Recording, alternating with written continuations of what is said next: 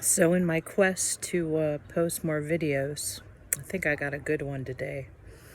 I'll try not to rock so much.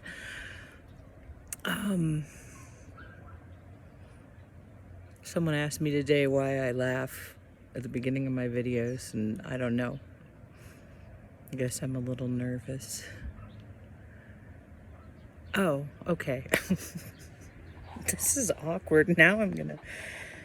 I had a really good start, and it just disappeared.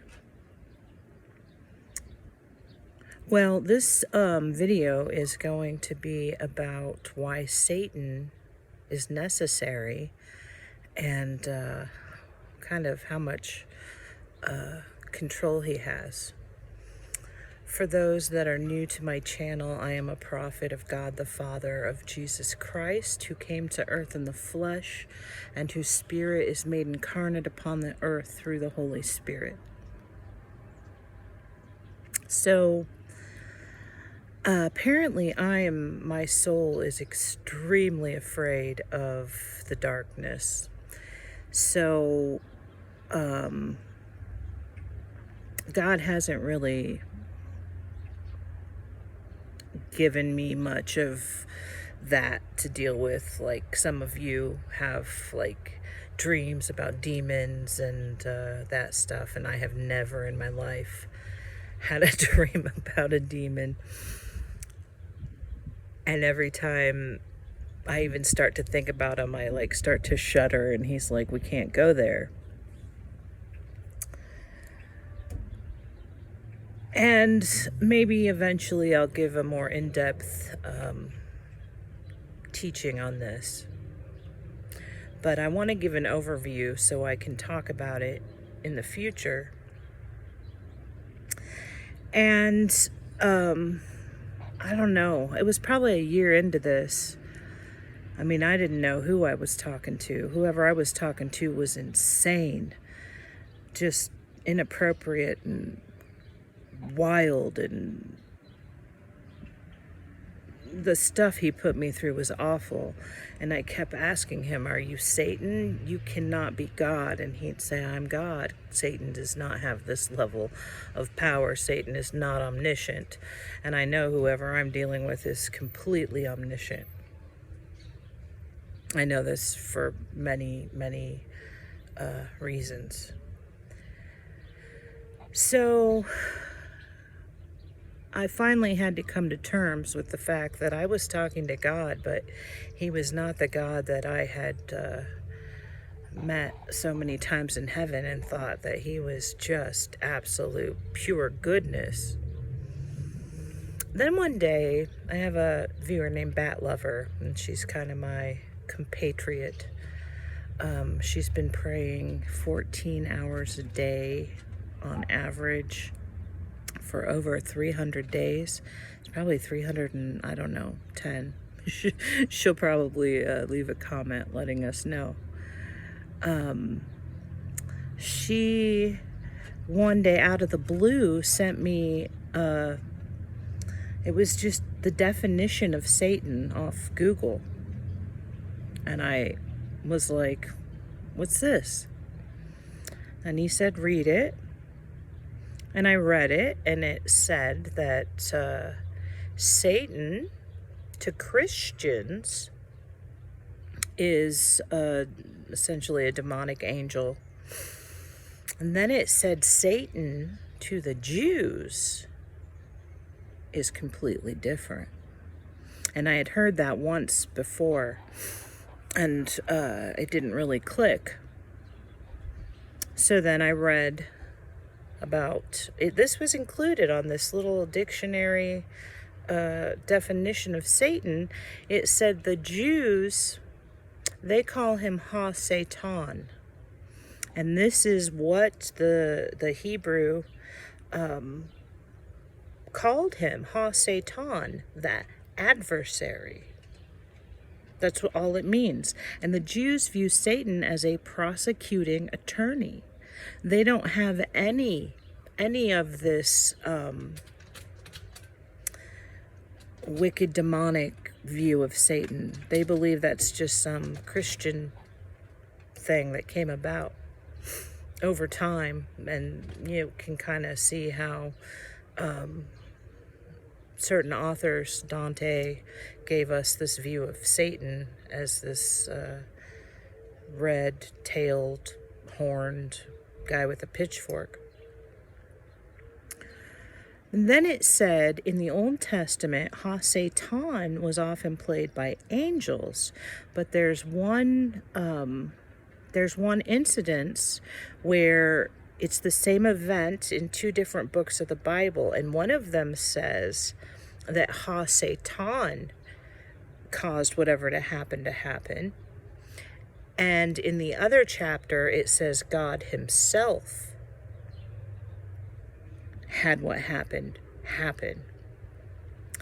And then God let me know that there is biblical evidence that not only can angels play Ha-Satan, but so can God himself. And then I started thinking about it, and I know this whole world exists so God could accomplish something. What he's accomplishing is separating the good from the evil, the light from the darkness. And I know he set it up almost like a game.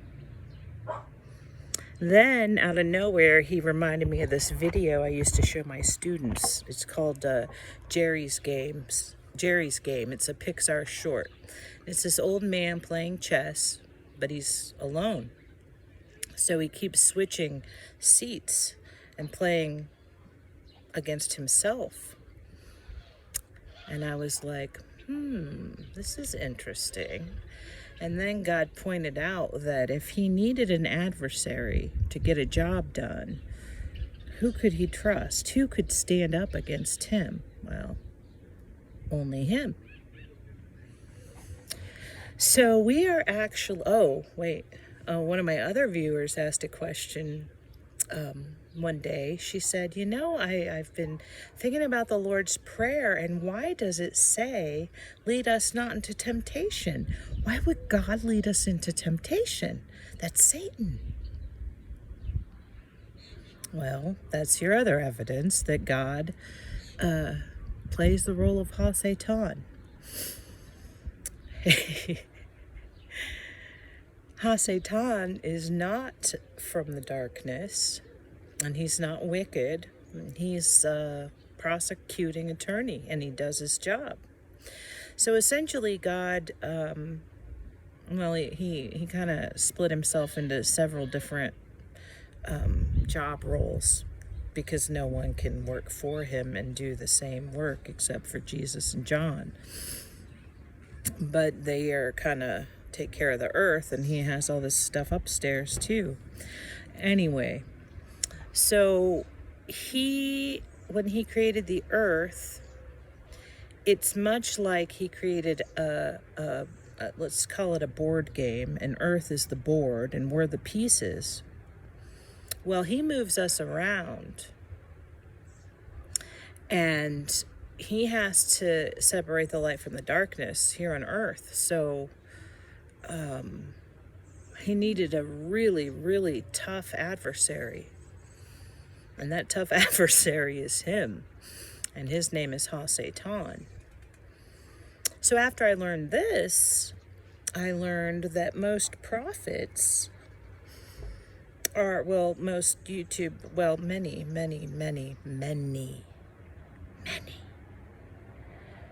prophets are talking to Ha-Satan. So they insist they're talking to God. He calls himself God. He is God. But he is also acting as Ha-Satan, which is why God tells us in the Bible to look at someone's fruits. Because if someone doesn't have fruits, when the prosecuting attorney comes against them, they can't stand up to the prosecuting attorney. So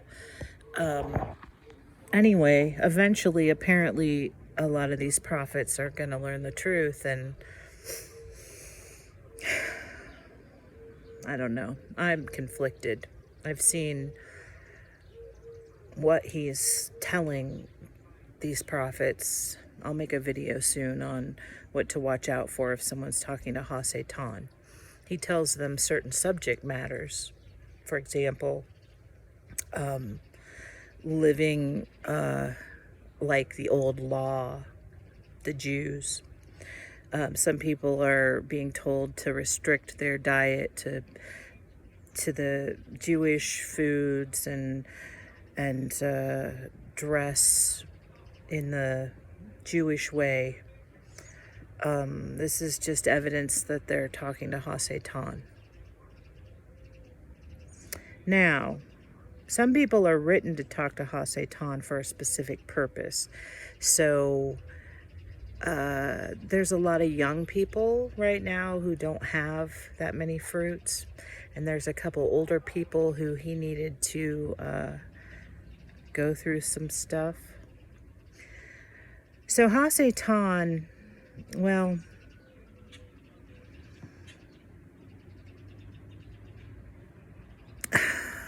with God, you just always have to keep an open mind and love other people, even if they're wrong, even if they are talking to Ha-Satan, they're rather innocent. They don't know what's going on.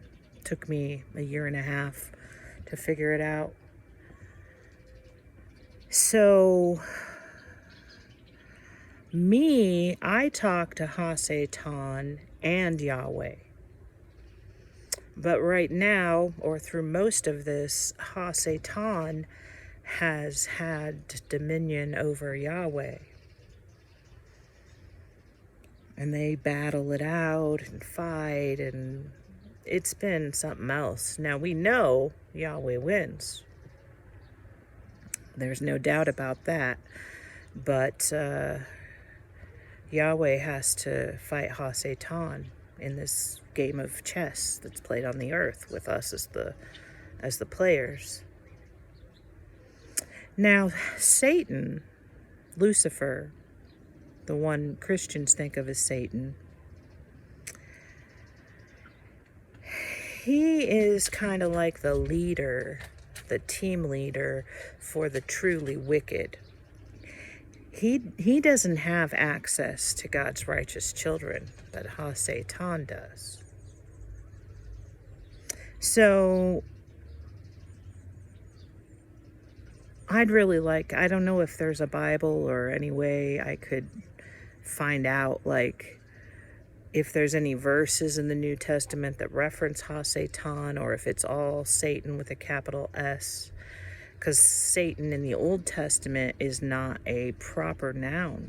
It is just the adversary. It can be a general term. But nowadays we have to deal with both of them. The righteous are completely protected by Jesus.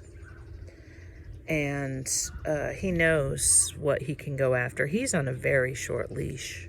Satan, Lucifer, the piece of yuck that he is, he's on a very short leash. Yeah, like God's not going to give power to someone he despises that much. But see, Satan, Lucifer, and that's not even his real name. His real name's never been known. Just like when Trump would name people, not their names. Just out of disrespect. Lucifer, he thought for the longest time, and I mean the longest time, that he was helping God, and that Ha-Satan is a necessary part of this whole thing. But Ha-Satan, convinced Satan that he was, doing good, and he'd,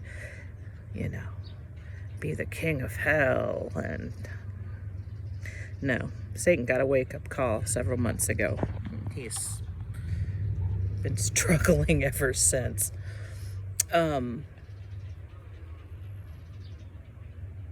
So, I don't know. I mean, what do you do with this information?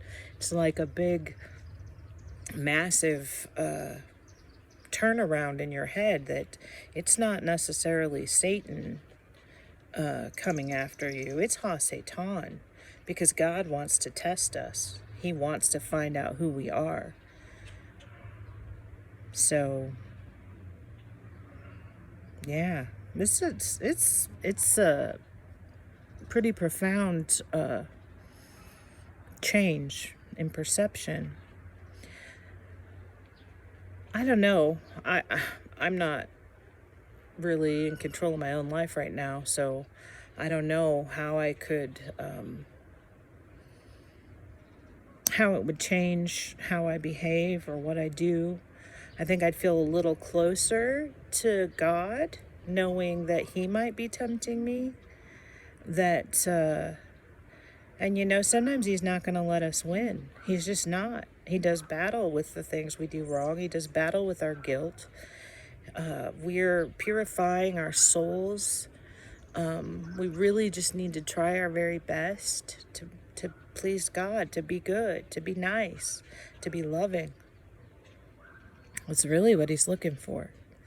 So try and do what you can with love, and I don't know. So anyway, once you kind of get this Ha-Satan business, you know that he often brings up the little angels that are in cartoons, the good angel and the bad angel whispering in your ear, and he says, mankind didn't come up with that concept. I mean, we all kind of feel it, and I don't know. I never really got into the fact that there was a Satan. But I'd never felt him. I mean, I'd never... See, if you're in the middle group, the go either ways. So there's righteous, wicked, and there's 33% in the middle. They can get tempted by Lucifer if God allows it. But I was apparently one of his children, so I never was surrounded by it, so I couldn't really believe in it. It just felt, I don't know, like that wasn't part of what I was experiencing. But I felt Ha-Satan for sure. One time I stole some egg whites in the grocery store. Yeah, I mean, well, I've done things in my life. Maybe you'll let me tell you someday. See, God's more concerned about kindness and gentleness and goodness and that kind of thing than He is petty sins. But our brains think that we can get all upset over petty sins and, oh, I did this, but then we never consider how we treat our coworkers or our children or our parents. I'm living with Mom now, so it's hard. It's hard to live life, be good. Anyway, if anyone has any more like specific questions, because I'm sure I didn't cover that much, maybe Bat Lover will find the verses that have to do with, I don't know if she really remembered those verses, but she has like some crazy memory of the Bible. And I can bring something up and she's like, oh, I know the verse, and there it is. She's lovely. Absolutely lovely. Oh, okay. Well, 2 days in a row, I don't know. See, I'm probably going to get happy because just knowing I'm talking to you all and some of you like feel happiness and peace, it's going to light up my spirit, and He's probably going to have to do something bad to me. I hope not.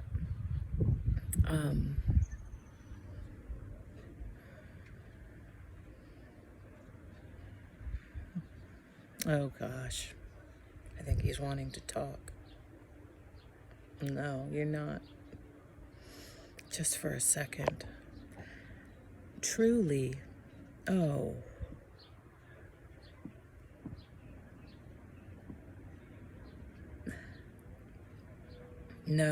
No, he can't. No. I feel like I'm gonna vomit. I don't mind if he just pulls my face for a second, but no, I can't. I don't even know if he's telling the truth. I don't know what he's... This has not been easy for her. Dealing with God sounds like a great thing, but it's very, very difficult.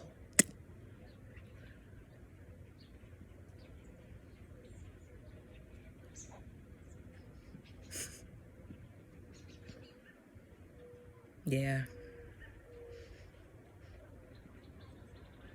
I just asked him if on some of my videos they're hearing from Ha-Satan, and on some of them they're hearing from Yahweh. But Ha-Satan is Yahweh, so it's complicated. Well, I can say it. Okay, so this is going to be hard for some people to grasp. And some people, it'll probably be like, oh, that makes sense. But for some people, it's going to be like, what the? Okay. So, God was nothing. He kind of came into consciousness, developed words and thinking and whatnot, because you can't think without words. So, well, I guess you can if you're an animal, but anyway, nothing complex. God imagined this whole story in his head because he didn't have the technology to do anything. He didn't have it. So the beginning of the Bible is like a really long time period where he was, thinking everything through, deciding what to do with all these souls and how he's going to rid the universe of the darkness. And so he thought the story. He thought it in his mind, but he has a perfect memory. It's only us that lose memory. God doesn't. So as he was thinking it, he became it, essentially. He developed technologies based on his imagining what would happen with these people and this earth and whatnot. But he didn't have the technology yet to do anything with it. By the time he was done, he had become who he is today. He's beyond any supercomputer that we can even imagine. But he developed that technology himself. So once he started as nothing, then he thought a whole story, but he couldn't do anything with it. But by the time he'd finished thinking the story through, he had the technology to then go back and make it so that the world could come into existence by writing it in these machines I talked about yesterday. There's 4 of them. These big cylinders that turn. And he decided to write it backwards. He wrote the end from the beginning. He started at the end. He started with him winning over the darkness, and he wrote it backwards.